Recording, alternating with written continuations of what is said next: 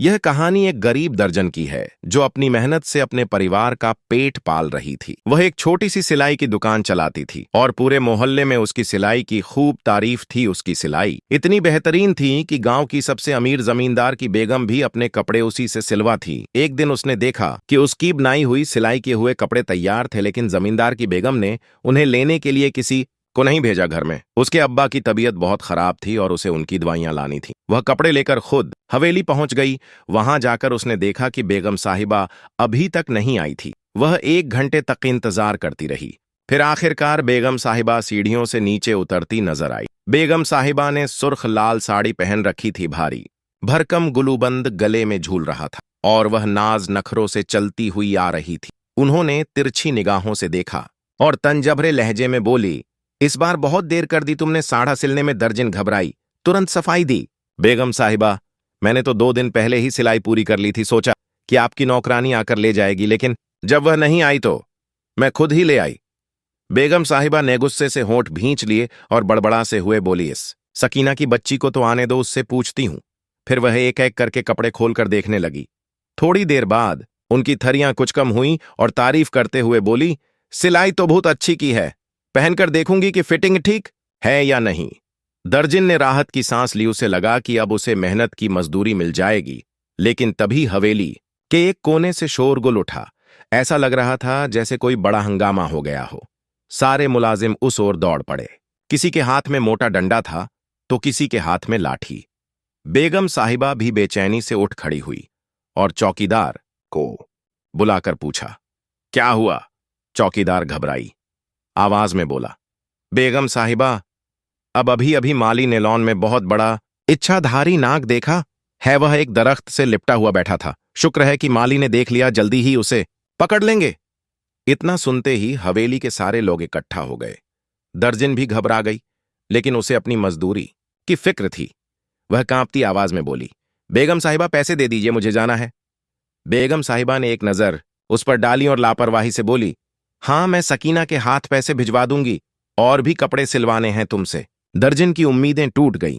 वह मायूस होकर हवेली से निकली और पड़ोस की खाला रुकैया से उधार मांगने चली गई, लेकिन खाला ने उसे तिरस्कार भरी नजरों से देखा और गुस्से से बोली, हम कोई बैंक नहीं है जो हर बार तुम्हें उधार दें।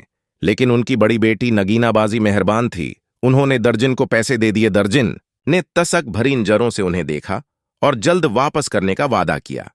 घर आकर उसने अब्बा की दवाइयां खरीदी और थोड़ी सब्जी भी ले आई। अब्बा चारपाई पर लेटे थे और छोटा भाई सुहेल ट्यूशन से लौट आया था। ये तीनों ही एक दूसरे का सहारा थे। अम्मा का इंतकाल कबक्का हो चुका था और अब्बा मजूर हो चुके थे। अगर दर्जन के हाथ में सिलाई का हुनर ना होता तो शायद वे भूखे मर जाते। रात को जब वह अब्बा को हवेली में नाक दिखने वाली बातें बता रही थी तो उनके चेहरे पर अजीब सा तनाव आ गया। उन्होंने धीरे से कहा, एक दिन तो उसे लौटना ही था। आखिर कब तक वह बदला लिए बिना रह सकता था? दर्जन चौंकी। अब्बा, आप क्या कह रहे हैं? अब्बा ने गहरी सांस ली और बोले, अगर उन्होंने उसे मार दिया तो वह फिर लौटेगा। इच्छाधारी नाग कभी नहीं मरता, 100 साल बाद फिर से जन्म लेता है। दर्जन हंसदी। अब्बा, आप भी ना? यह सब बस किस्से खानियां है। मगर अब्बा के चेहरे की गंभीरता उसे उलझन में डाल रही थी। शाम ढलते ही मौसम अचानक बिगड़ गया। तेज आंधी और लाल मिट्टी के गुब्बार से घर की कच्ची दीवारें कांप उठी। नफीसा को डर लगने लगा। उसने फौरन सुहेल को अंदर बुलाया और अब्बा की चारपाई कमरे में बिछा दी। रात काफी बढ़ चुकी थी जब अचानक दरवाजे पर र की दस्तक हुई। नफीसा चौंक उठी। इतनी रात को कौन आ सकता था? अंदर से ही आवाज लगाई, कौन है? बाहर से भारी आवाज आई, मुसाफिर हूं, जख्मी हालत में हूं, एक रात की पनाह चाहिए। नफीसा जानती थी कि उनका घर मुसाफिरों के लिए रास्ता था, मगर इतनी रात को किसी अजनबी को अंदर बुलाना ठीक होगा? मगर जब उसने दरवाजा खोला तो सामने खड़े नौजवान को देखकर उसकी सांसें थम गई। गहरी हरी आंखें, गोरी चिट्टी रंगत और एक शहजादे जैसी शख्सियत, लेकिन उसका हाल बुरा था। जिस्म पर जगह जगह गहरे जख्म थे, कपड़े खून में सने हुए थे। नफीसा घबरा कर बोली, आपको इतनी चोट कैसे लगी? वह बोला, लोगों ने मारा है, कोई हिस्सा नहीं छोड़ा, लेकिन मैं भी उन्हें नहीं छोड़ूंगा। उसकी आवाज में अजीब सी दहशत थी। नफीसा ने दरवाजा खोलकर उसे अंदर आने दिया। वह पिलर के पास बैठ गया। नफीसा सोच रही थी कि अब्बा को जो जगा दे मगर फिर ख्याल आया कि उनकी तबीयत खराब है क्या? आपके पास कोई कपड़ा होगा? उसने पूछा। नफीसा के पास सिर्फ नए पड़े थे, मगर उसे अपना पुराना दुपट्टा याद आ गया। उसने वो दुपट्टा निकालकर उसे दे दिया। उसके हाथ जख्मी थे, इसलिए नफीसा खुद उसकी मरहम पट्टी करने लगी। उसका दिल जोर जोर से धड़क रहा था। इतनी करीबी से उसने पहले कभी किसी गैर मर्द को नहीं देखा था। वह चुपचाप बैठा था, जैसे अपना सब कुछ हार चुका हो।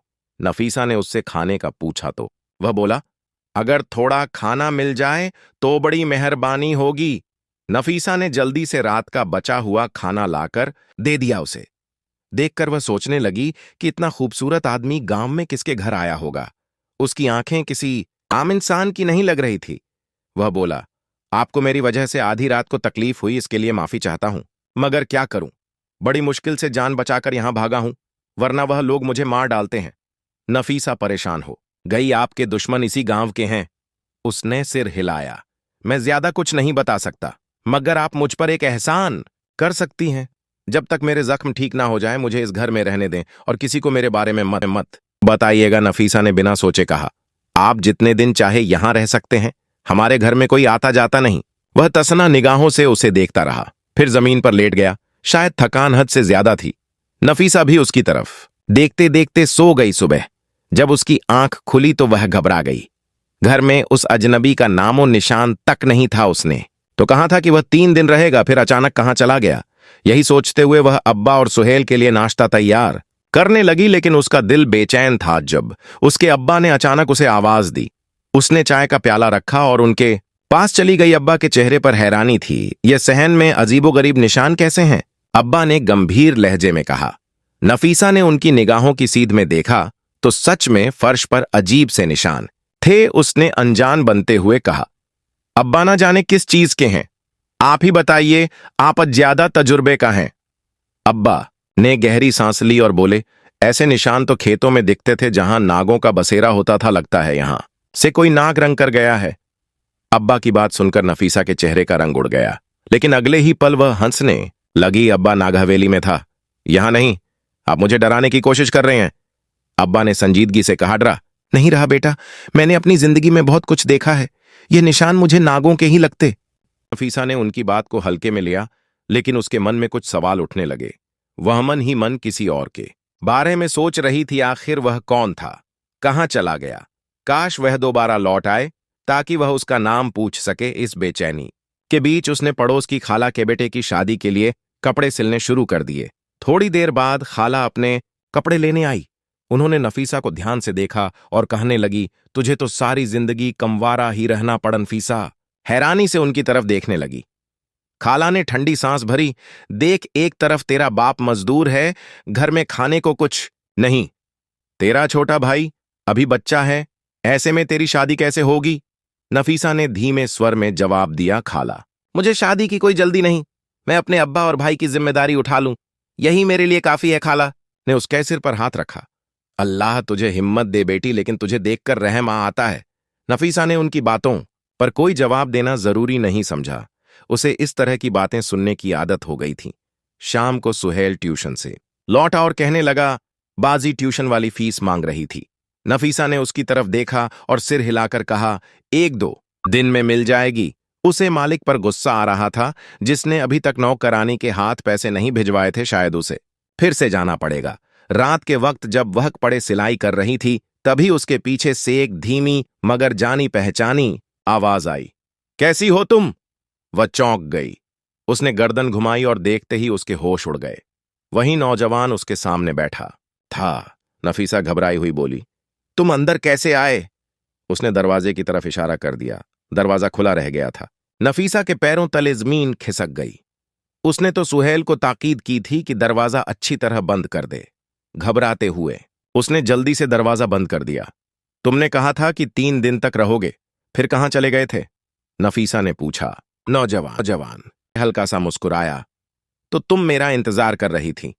नफीसा को उसकी बात पर शर्मिंदगी महसूस हुई। शायद उसने उसकी बेचैनी को भांप लिया था। फिर उसने धीमे लहजे में कहा, मैं तुम्हारी भलाई के लिए ही चला गया था। अगर इस घर में किसी ने मुझे देख लिया तो मुश्किल खड़ी हो जाएगी। नफीसा उसे देखते हुए बोली, क्या तुम्हें कुछ खाने के लिए चाहिए। नौजवान ने हाँ में सिर हिलाया। अगर थोड़ा सा दूध मिल जाए तो नफीसा ने बिना कुछ कहे अब्बा के लिए रखा हुआ दूध लाकर उसे दे दिया। उसने देखा कि वह दूध इस तरह पी रहा था जैसे उसे इसकी सख्त जरूरत थी। दूध खत्म करके उसने खाली प्याला लौटा हुए कहा, तुम बहुत मेहरबान लड़की हो नफीसा। उसकी बात सुनकर चुप रही, मगर मन में बहुत कुछ चला रहा था। वह उससे पूछने लगी, तुम्हारे दुश्मन कौन हैं? मुझे बताओ, मैं तुम्हारी मदद कर सकती हूं। नौजवान ने नफीसा की बात को टालते हुए कहा, नहीं, मुझे अपना बदला खुद लेना है, बस थोड़ा वक्त चाहिए। नफीसा उससे बातें करने में इतनी मसरूफ थी कि उसे अब्बा की आवाज सुनाई ही नहीं दी। मरियम, मरियम बेटी इधर आओ। अब्बा की आवाज आई। नफीसा घबरा कर उठी और अंदर चली गई। अब्बा कहने लगे, बेटा इतनी देर से देख रहा हूं बाहर बैठकर, किससे बातें कर रही हो? तुम्हारी आवाज तो साफ सुनाई दे रही थी। नफीसा का दिल जोरों से धड़कने लगा। उसने सहन में झांका, लेकिन वहां कोई नहीं था। वह कहीं चला गया था। जल्दी से खुद को संभालते हुए उसने कहा, अब्बा किसी से नहीं, आपको वहम हुआ होगा। अब्बा बेचैनी से बोले, नहीं, मैंने देखा, ऐसा लग रहा था जैसे कोई तुम्हारे सामने बैठा है। नफीसा ने बड़ी मुश्किल से उन्हें समझाया कि उन्हें कोई वहम हुआ है। जब अब्बा सो गए तो वह फिर सहन में आई, मगर वहां कोई नहीं था। उसे दुख हुआ कि वह बिना बताए चला गया। सुबह जब नफीसा नाश्ता बना रही थी, तभी बाबा की चिल्लाने की आवाज आई, मरियम इधर आओ बेटी, यह देखो, आज फिर वैसे ही निशान है। नफीसा बाहर आई तो देखा कि वहीं अजीबो गरीब निशान सहन में फैले हुए थे। अब्बा घबराते हुए बोले, मरियम तुमने कहा था कि हवेली में नाक दिखाता, मगर अब तो ऐसा लगता है कि वह जिंदा है और हमारे गांव में घूम रहा है। अब्बा की आंखों में डर था, मगर नफीसा के चेहरे पर बस खामोशी थी।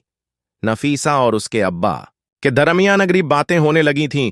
अब्बा का यकीन था कि हवेली में जो नाग देखा गया था वह अभी भी जिंदा है और पूरे गांव में घूम रहा है। यह सुनकर नफीसा परेशान हो गई और कहने लगी, अब्बा वह सांप तो हवेली के मुलाजिमों ने मार दिया था, लेकिन अब्बा को उसकी बात पर यकीन नहीं हो रहा था। उसी दिन